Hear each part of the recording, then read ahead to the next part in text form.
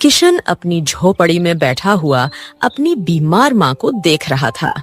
उसकी माँ रोते हुए किशन से बोली, चिंता क्यों करता है बेटा, मैं ठीक हो जाऊंगी। माँ, कभी कभी मुझे अपने ऊपर बहुत शर्म आती है कि आखिरकार मैं पैदा ही क्यों हुआ। ऐसा क्यों बोल रहा है? तू तो मेरी आंखों का तारा है। अरे, तूने कितनी कम उम्र में घर की जिम्मेदारी संभाल ली थी। मैं तो बरसों से बीमार पड़ी हूँ। इसी बात का तो मुझे रोना आता है माँ। सोचो मैं कितना अभागा हूँ कि अपनी आंखों के सामने अपनी माँ को बीमार देख रहा हूँ, लेकिन माँ के इलाज के लिए जड़ी बूटी खरीदने के लिए भी मेरे पास धन नहीं है। अपना मन छोटा मत कर। तू वर्षों से मेरा इलाज कर रहा है और वैसे भी अब मैं थोड़ा ठीक महसूस कर रही हूँ।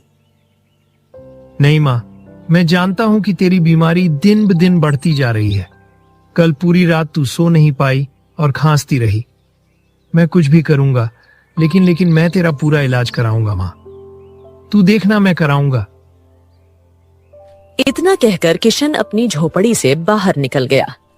बाहर निकलते ही बाबूलाल की पुत्री चांदनी किशन को मिल गई।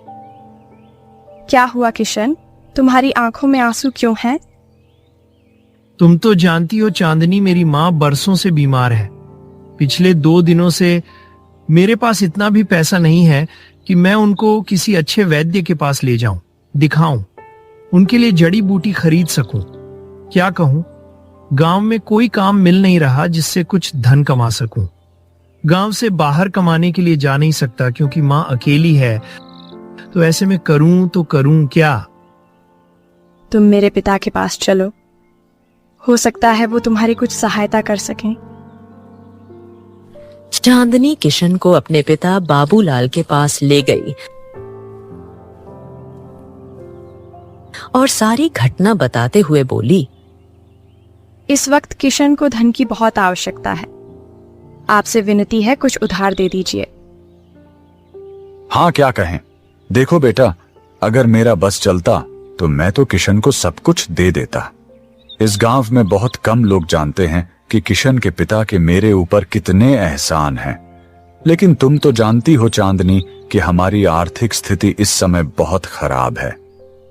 बेटा, मेरे पास अब कुछ नहीं बचा।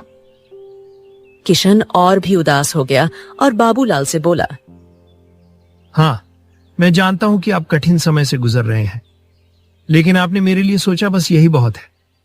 धन्यवाद। इतना कहकर किशन नम आंखों से बाहर चला गया और एक वृक्ष के नीचे बैठकर अपने आप से बोला, क्या करूं, किससे उधार मांगू, क्या करूं? तभी किशन की नजर ठाकुर की हवेली पर पड़ी। ठाकुर बलराम गांव का सबसे दबंग व्यक्ति था। गांव के अधिकांश खेत ठाकुर के ही थे और वह लोगों को कर्ज भी दिया करता था। हाँ, ठाकुर साहब से ही कुछ पैसे उधार मांगकर देखता हूँ। हो सकता है कि वह मेरी कुछ मदद कर दें। हाँ, जाता हूँ। इतना कहकर किशन ठाकुर की हवेली में चला गया। ठाकुर आराम से कुर्सी पर बैठा था। ठाकुर साहब, मेरी माँ बीमार है। मेरे पास उनके इलाज के लिए बिल्कुल भी पैसा नहीं है। क्या आप मुझे कुछ धन उधार दे सकते हैं? पैसे चाहिए? अच्छा, ये तो बता, तेरी माँ की उम्र कितनी है? 60 साल की हो चुकी है ना, तो अब जीकर करेगी क्या? अरे क्यों मुझसे उधार मांगकर कर्जदार बन रहा है? अरे जा रे जा, मर जाने दे अपनी माँ को, और तू भी चैन से रहना, हमको भी चैन से रहने दे। ठाकुर की बातों ने किशन के कलेजे को चीर दिया। वो अपने क्रोध को दबाते हुए बोला, ऐसा मत कहिए ठाकुर साहब, इस संसार में मेरी केवल एक माँ ही है और कोई नहीं है। आप ये कैसी बातें कर रहे हैं? देख, देने को तो मैं तुझे कर्ज दे सकता हूं, लेकिन तेरे पास गिरवी रखने के लिए क्या है? अरे तू तो स्वयं अपनी माँ के साथ टूटी फूटी झोपड़ी में रहता है। क्या अपनी झोपड़ी को गिरवी रखेगा? अगर रखेगा तो फिर रहेगा कहां? बात करता है कर्ज चाहिए। अबे जा, मैं तुझे कर्ज नहीं दे सकता, चल जा। किशन ठाकुर के आगे हाथ जोड़ने लगा। ठाकुर साहब दया कीजिए, दया कीजिए, ऐसे ना भगाइए, दया कीजिए। एक बार जो मैंने मना कर दिया तो कर दिया। इससे पहले कि मैं तुझे धक्के मारकर बाहर निकालूं, अपनी मर्जी से चला जा, नहीं तो तुझे भी अपना इलाज कराना पड़ेगा, और तुझे तो पता है तेरे पास पैसा नहीं है। किशन की आंखों से आंसू बहने लगे। यह सब ठाकुर की हवेली में काम करने वाला धनीराम देख रहा था। किशन चुपचाप नजरें झुकाकर हवेली से बाहर निकल गया। ठाकुर की हवेली से अपमानित होकर किशन गांव की सीमा के एक पुराने कुएं के पास जाकर बैठ गया। यह वही कुआं था जिसके बारे में वर्षों से गांव में यह प्रसिद्ध था कि यहाँ से रातों में अजीबोगरीब आवाजें आती थीं। लोग कहते थे कि उस कुएं में कुछ रहस्यमय छुपा हुआ है और डर की वजह से कोई भी वहां पानी भरने नहीं जाता था। किशन कुएं के किनारे बैठकर फूट फूट कर रोने लगा। अब किसके पास जाऊं, किससे मदद मांगू? मुझसे अपनी माँ की गरीबी देखी नहीं जाती, और ना ही उनकी तड़प।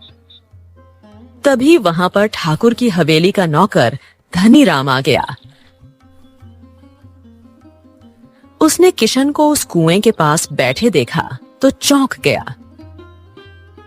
अरे अरे किशन, तू बेटा यहाँ क्यों बैठा है? तुझे पता नहीं है क्या कि इस कुएं से अजीब अजीब आवाजें आती हैं। गांव वाले इसे अभिशप्त मानते हैं। चल चल जल्दी चल। कहाँ जाऊं? जिसकी जिंदगी में तूफान मचा हो उसे इन आवाजों से क्या फर्क पड़ेगा काका, बताओ भला। धनीराम रहस्यमय अंदाज में बोला। अरे कितनी विचित्र बातें करता है। जिसका पिता कभी इस गांव का सबसे बड़ा जमींदार था, जिसने गांव के गरीबों की मदद की, आज देखो भला उसका बेटा दूसरों के आगे हाथ फैला रहा है। ये आप क्या कह रहे हैं? ये आप कैसी बातें कर रहे हैं? अरे तुम्हें किसी ने नहीं बताया, ना ही तुम्हारी माँ ने, क्योंकि सब ठाकुर से डरते हैं। अब इसमें ठाकुर का क्या लेना देना? सब कुछ लेना देना ठाकुर से ही है बेटा। मैं वर्षों से चुप रहा ठाकुर के डर से, पर अब मुझे किसी का डर नहीं है। तुम्हारे पिता ने मेरी जिंदगी में जो किया है ना, उसके बदले मैं तुम्हें यूं भटकते तो नहीं देख सकता। इतना कहकर धनीराम ने अपनी जेब से कुछ सिक्के निकाले और किशन के हाथ में रख दिए।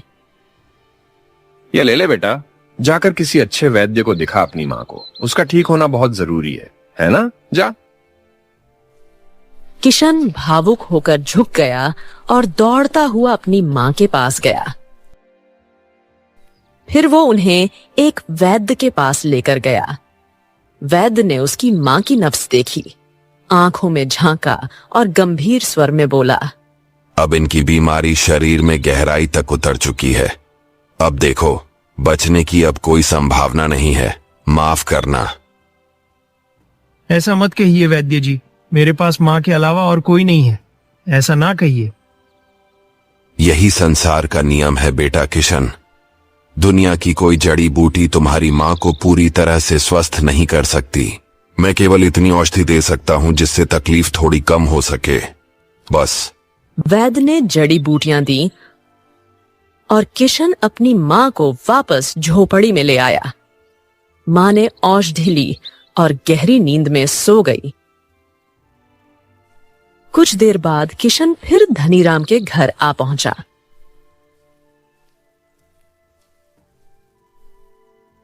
अरे किशन, क्या हुआ? वैद्य के पास गए थे ना? वैद्य ने कह दिया है काका कि माँ की बीमारी अब लाइलाज है। वो बस दर्द कम कर सकते हैं, बीमारी ठीक नहीं कर सकते। धनीराम की आंखों में भी आंसू आ गए। हिम्मत मत हार बेटा, हिम्मत मत हार, हम सब है ना? धनीराम काका, ये बताइए, उस कुएं के पास जो कुछ आपने मुझसे कहा उससे मेरे मन में हलचल पैदा हो गई है। क्या वो सब कुछ सच है? क्या मेरे पिता बेहद अमीर थे? तुम्हारी माँ ने शायद तुम्हारी जान की सुरक्षा के खातिर तुम्हें नहीं बताया। सुनो बेटा ध्यान से, आज जो कुछ भी ठाकुर के पास जमीन जायदाद है वो कभी तुम्हारे पिता की थी। तुम्हारी माँ तब गांव में रानी की तरह मानी जाती थी, एकदम महारानी की तरह। तुम्हारे पिता के साथ ठाकुर का दोस्ताना था, पर वो दोस्त धोखेबाज निकला। फिर क्या हुआ काका? तुम्हारे पिता ने ठाकुर पर आंख मूंद कर भरोसा किया और उसने उसी भरोसे का फायदा उठाकर सारे के सारे दस्तावेज अपने नाम करवा लिए। तुम्हारे पिता बेचारे टूट गए और तभी से तुम्हारे घर का बुरा समय शुरू हो गया। किशन की आंखें जलने लगीं, होंठ खींचकर बोला, फिर इसके बाद क्या हुआ काका? इसके बाद बेटा कुछ भी स्पष्ट नहीं हुआ। गांव वाले कहते हैं कि तुम्हारे पिता और ठाकुर को आखिरी बार उसी कुएं के पास देखा गया था जहां आज तुम बैठे थे। किशन की आंखें चौड़ी हो गईं। और उसी दिन से उस कुएं से आवाजें आने लगी। लोगों ने तभी जुबान में कहना शुरू कर दिया कि ठाकुर ने तुम्हारे पिता की हत्या कर दी और शव उसी कुएं में फेंक दिया। किशन का चेहरा एकदम सख्त हो गया, आंखों में आग सी चमकने लगी। आज मैं मां से सच जानकर ही रहूंगा। इतना कहकर किशन सीधे अपनी झोपड़ी की ओर दौड़ा। किशन ने उनका हाथ अपने सिर पर रखा और सारी घटना बताते हुए बोला, मां सच सच बताना, धनीराम काका ने जो कहा क्या वो सच है? क्या ठाकुर की सारी संपत्ति कभी हमारे पिता की थी? सच सच बताना मां। किशन की मां फूट फूट कर रोने लगी और कांपते स्वर में बोली,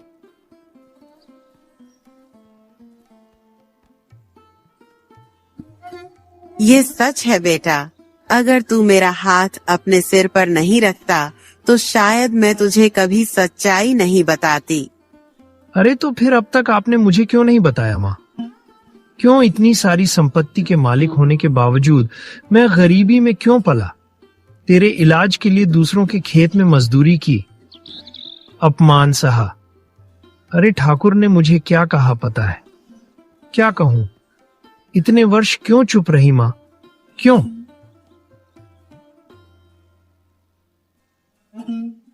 बेटा ठाकुर एक दबंग स्वभाव का व्यक्ति है। जब उसने तेरे पिता के साथ बेईमानी की, जब उसने सादे कागज पर उनके जाली हस्ताक्षर करके सारी संपत्ति हड़प ली थी, तब ऐसा नहीं था कि तेरे पिता डर के मारे चुप हो गए थे। मामला राजमहल तक पहुंचा था। राजा विक्रम उस समय नया नया राजा बना था। वो खुद गांव आया था, पर उसने उल्टा तेरे पिता को ही दोषी ठहरा दिया, क्योंकि वह मानता था कि इतने असली दिखने वाले हस्ताक्षर कोई और नहीं कर सकता, और ठाकुर के दबदबे के कारण किसी ने भी उसके खिलाफ गवाही नहीं दी। तेरे पिता तो पूरे गांव की मदद करते थे, लेकिन जब खुद पर आई तो कोई साथ खड़ा नहीं हुआ। थक हार कर वो मेरे साथ इसी झोपड़ी में आ गए थे। उस समय तू केवल 2 साल का था और एक दिन ठाकुर के आदमी आए और बोले कि ठाकुर तेरे पिता से आखिरी बार मिलना चाहता है। वो लोग उन्हें गांव की सीमा पर उस कुएं के पास ले गए और उसके बाद वो कभी वापस नहीं लौटे। इतना कहकर किशन की मां फूट फूट कर रोने लगी।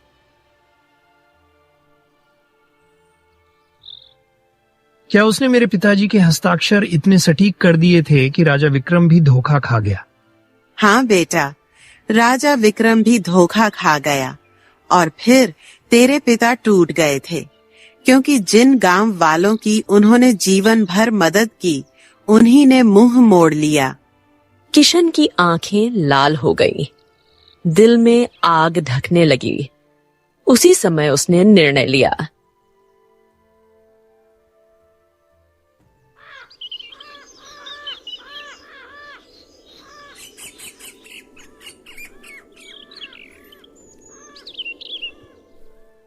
अगली सुबह वो ठाकुर की हवेली में जा पहुंचा।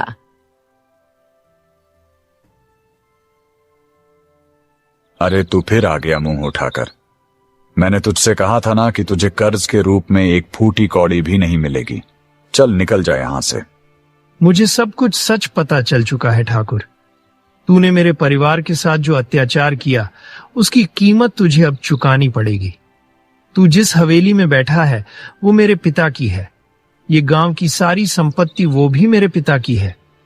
तूने धोखे से सब कुछ छीना है और फिर तूने उनकी हत्या भी कर दी। ओहो, तो मालूम चल गया दूध के दांत टूटे नहीं और आ गया शेर से भिड़ने। अरे मेरा तो तेरा बाप भी कुछ नहीं उखाड़ पाया, तो तू क्या उखाड़ेगा बे? लेकिन इस गुस्ताखी की सजा तुझे जरूर मिलेगी। आज के बाद तू गांव के किसी कुएं या तालाब से पानी नहीं ले सकेगा। अगर किसी ने तुझे पानी दिया तो मैं उसे छोड़ूंगा नहीं। इतना बोलकर ठाकुर अपने नौकर की ओर देखने लगा। ओए चल रे, इसको धक्के मारकर हवेली से बाहर निकाल। किशन को धक्के देकर बाहर निकाला गया। गांव में ऐलान करवा दिया गया कि कोई भी किशन को पानी नहीं देगा। लोग ठाकुर से डरते थे, सो सब ने चुप्पी साध ली। उस दिन के बाद किशन जहां भी पानी भरने जाता, ठाकुर के आदमी वहां पहुंच जाते। कोई भी किशन को पानी नहीं देता। किशन सूखे गले और पसीने से तर शरीर के साथ अपनी झोपड़ी आ पहुंचा। वहां उसकी मां तड़प रही थी।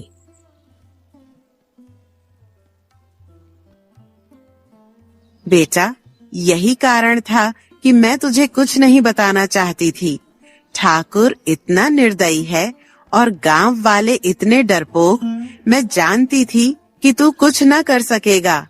नहीं माँ, तू चिंता मत कर, मैं तेरे लिए पानी लेकर आऊंगा। बेटा, कहाँ से लाएगा? ठाकुर ने मना किया है। मैं उस कुएं से लाऊंगा माँ, जहाँ कोई नहीं जाता। गांव की सीमा पर जो कुआं है ना, जहाँ से विचित्र आवाजें आती हैं, मैं वहां से लेकर आऊंगा।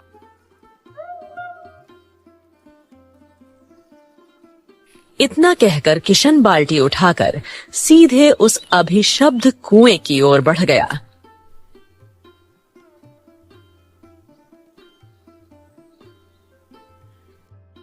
किशन ने जैसे ही बाल्टी कुएं में डाली, केवल बाल्टी की गूंज सुनाई दी। उसने कई बार प्रयास किया, लेकिन हर बार बाल्टी सूखी ही लौट आई थी। आखिर इस कुएं में से पानी क्यों नहीं निकल रहा? किशन कुएं के भीतर झांकते हुए चिल्लाने लगा। तभी दूर एक पुराने वृक्ष की जड़ पर तपस्या में लीन साधु की आंखें खुल गईं। उसकी तपस्या भंग हो चुकी थी। वो क्रोधित होकर उठ खड़ा हुआ और तेज कदमों से किशन के पास आकर बोला,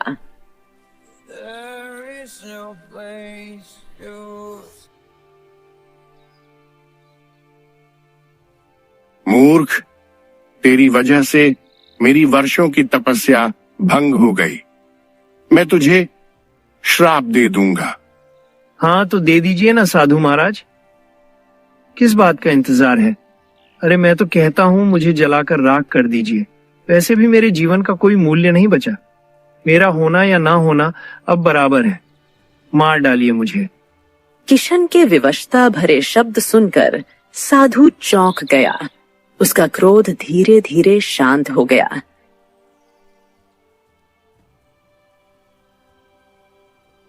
हाँ, तू तो संसार से हारा हुआ लगता है, जैसे किसी गहरे दुख में डूबा हो। चल बता, तुझे क्या समस्या है? किशन फूट फूट कर रो पड़ा और उसने साधु को अपने जीवन की पूरी कथा सुना दी। माँ की बीमारी, ठाकुर का अत्याचार, पिता की हत्या और संपत्ति की चोरी।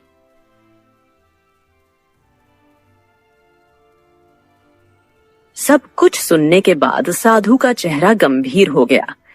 वो चुपचाप गांव के पास गया और कुएं में झांक कर कुछ रहस्यमयी मंत्र पढ़ने लगा। फिर वो किशन की ओर देखकर बोला, हाँ, तेरे पिता के साथ जो कुछ भी हुआ वो अत्यंत दुखद है, लेकिन अच्छा हुआ कि मेरी तपस्या भंग हुई। यह सब जानकर मुझे लगा कि यह तपस्या किसी काम की नहीं थी। अगर मैं अपनी शक्ति का उपयोग करके अत्याचार को रोक ना पाऊं। इतना कहकर साधु ने बाल्टी स्वयं कुएं में डाल दी और इस बार बाल्टी पानी से भर कर बाहर आ गई। जा बेटा, सबसे पहले अपनी माँ की प्यास बुझा, फिर स्वयं पानी पी और उसके बाद यहाँ लौटा। मैं तेरा इंतजार करूंगा, जा।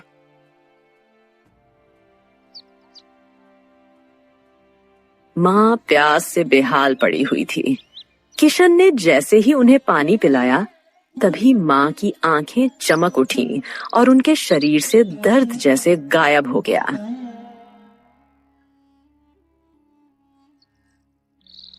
मुझे ऐसा लग रहा है जैसे मेरे शरीर में कभी कोई बीमारी थी ही नहीं। मैं तो बिल्कुल स्वस्थ हूँ। हाँ, लगता है ये साधु महाराज का चमत्कार है माँ। किशन ने स्वयं भी पानी पिया और फिर उसी क्षण साधु के पास लौट गया।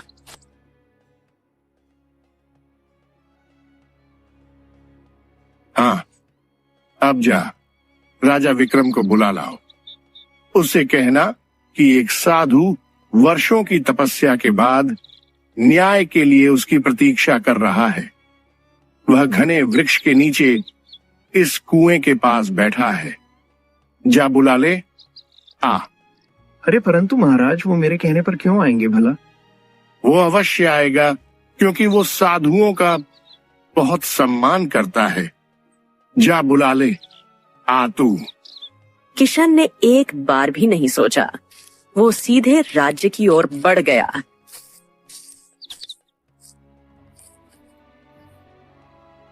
कुछ ही समय में वो राज दरबार में खड़ा था।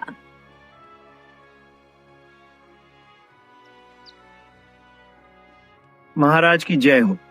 महाराज, न्याय करने के लिए कृपया हमारे गांव चलिए। ये क्या बात कर रहे हो? हम तुम्हारे गांव चले? क्या तुम अपने आप को राज्य से बड़ा समझते हो क्या? हैं?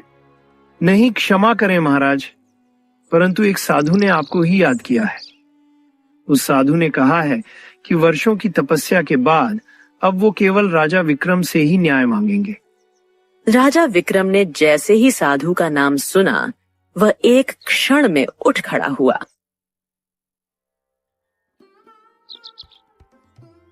उसने 2 सैनिकों को अपने साथ लिया और सीधे कुएं के पास पहुंचा, जहां साधु पहले से उसका इंतजार कर रहा था। हाँ, कैसे हो राजा तुम? बरसों पहले तुम्हारे अन्याय की वजह से इस बेचारे को कितनी तकलीफों का सामना करना पड़ा। इतना धनवान होने के बाद भी इसका बचपन गरीबी में बीता, जवानी मजदूरी में बिखर गई। क्या तुम इसका कल वापस ला सकते हो? साधु महाराज, आप यह कैसी बातें कर रहे हैं? मैंने तो कोई अन्याय नहीं किया। महाराज, बरसों पहले आप इसी गांव में न्याय करने के लिए आए थे, जब आप नए नए राजा बने थे। उस समय मेरे पिता ने आरोप लगाया था कि उनके मित्र ठाकुर ने जाली हस्ताक्षर करके उनकी सारी संपत्ति हड़प ली। लेकिन ठाकुर ने पलटकर कहा था कि मेरे पिता झूठ बोल रहे हैं, और गांव वालों ने भी डर की वजह से ठाकुर का साथ दिया और आपने मान लिया, जबकि सच्चाई मेरे पिता के पक्ष में थी। क्या नाम था तुम्हारे पिता का? मेरे पिता का नाम सुखदेव था। हाँ हाँ, मुझे याद आ गया। लेकिन उस समय तो किसी भी गांव वाले ने तुम्हारे पिता की ओर से गवाही नहीं दी थी, क्योंकि वह सब डरते थे। जाओ, ठाकुर को बुलाओ, फैसला यहीं पर होगा। राजा विक्रम ने सैनिकों को आदेश दिया, जाओ, ठाकुर को तुरंत यहाँ लेकर आओ। और किशन से कहा, और किशन, जाओ, तुम अपनी माँ को भी यहाँ पर लेकर आओ।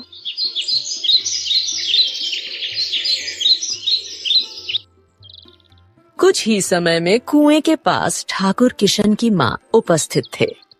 हाँ तो ठाकुर, वर्षों पहले क्या तुमने जाली हस्ताक्षर करके अपने मित्र सुखदेव की संपत्ति हड़प ली थी? साफ साफ बताओ। महाराज, ये सब झूठ है। उन बातों को तो कई बरस बीत चुके हैं। इनके पास भला क्या सबूत है कि वह हस्ताक्षर जाली थे?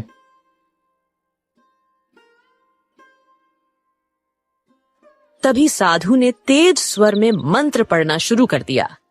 अगले ही पल रंग बिरंगी किरणें साधु के चारों ओर से उठी और कुएं के अंदर समा गई।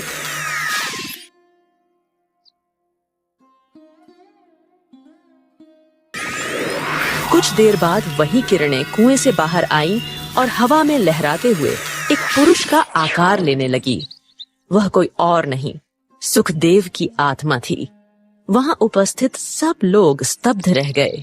ठाकुर का चेहरा पीला पड़ गया और वो डर के मारे कांपने लगा। हाँ, डरो मत, डरो मत। यह सुखदेव नहीं, सुखदेव की आत्मा है, जिसे तुमने मारकर इसी कुएं में फेंक दिया था। महाराज, साधु महाराज सत्य कह रहे हैं। ठाकुर ने ही मेरे जाली हस्ताक्षर करके मेरी सारी संपत्ति हड़प ली थी, और तब भी उसका दिल नहीं भरा तो उसने मुझे इस कुएं के पास बुलाया और धोखे से पीछे से वार करके मुझे इसी कुएं में फेंक दिया। तब से मेरी आत्मा भटक रही थी। हर रात इस कुएं से जो विचित्र आवाजें आती थीं, वह मेरी आत्मा की तड़प थी, और यही वजह थी कि गांव वाले इस कुएं के पास नहीं आते थे, और ठाकुर ने सभी को धमकाकर इस कुएं से दूर रखा ताकि उसका राज ना खुल जाए। इतना कहकर साधु ने अपनी आंखें बंद की और कुछ और मंत्रों का उच्चारण किया। रंग बिरंगी रोशनी सुखदेव की आत्मा के चारों ओर घूमने लगी। जा सुखदेव, जा, तुझे मुक्ति मिल गई। सुखदेव मुस्कुराया और उसकी आत्मा रोशनी में गायब हो गई।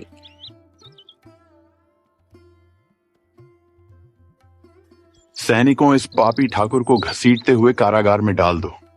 यह जीवन भर वहीं सड़ेगा, और आज से गांव की सारी संपत्ति का असली हकदार किशन होगा। सैनिक और राजा विक्रम ठाकुर को घसीटते हुए वहां से ले गए। साधु मुस्कुराते हुए चुपचाप जंगल की ओर चला गया। किशन ने अपनी मां का हाथ थाम लिया और वह दोनों सीधे उस हवेली की ओर चल पड़े जो कभी सुखदेव की थी और अब उसका असली वारिस लौट चुका था।